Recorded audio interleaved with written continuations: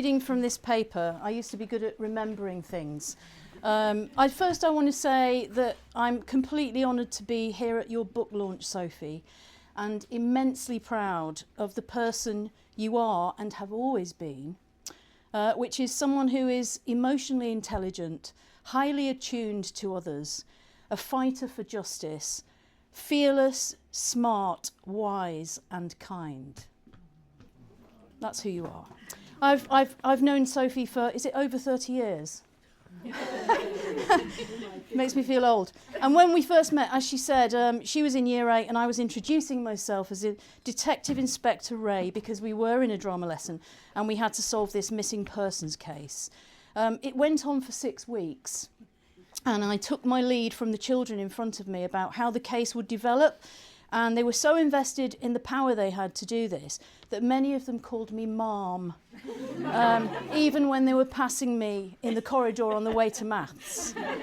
I have to say I quite liked it. That is the power of play and creativity, something she talks a lot about in the book. And I was very lucky because drama had been left off the national curriculum and it was dismissed as not very important, which meant that luckily I had enormous freedom to teach in the way that I felt was best for the children in my care. And Sophie was one of those children. I'm hugely inspired by what she's achieved and the work that she still does today. And I'm also happy that she's just still in my life and that we've gone from teacher and pupil to a friendship. And the same to my other lovely students who are here as well. Yeah. Now, Sophie, you are making a huge difference. Reminding us all not to settle for less, not to look away, but to rise up and demand more, particularly in the field of education and in the care of both children and teachers in our schools. So thank you for writing this brilliant book. It's full of passion, it's full of you, and it's a powerful call for a radical culture shift in education, as well as a recruitment drive for us all to join the revolution now and make it happen. The clear message I heard in this book is that school is failing teachers as much as it's failing children. And people are leaving teaching and burning out because what's asked of them every day doesn't make sense. It's not human. We need to humanise schools. And there are many brilliant examples in this book of standout educators making bold, creative choices that put children's needs first and enhance teaching and learning. But Sophie is also rightly calling out the overwhelming ways that the school system is getting it so wrong. And she will keep calling it out until we listen and until there is change. A question I've always asked is, what is the purpose of school? Because sometimes it can feel like there's quite a lot of focus on just creating a future workforce. Well, if that's the aim, then maybe we shouldn't be calling it school and we should just call it a workhouse. But none of us want that, do we?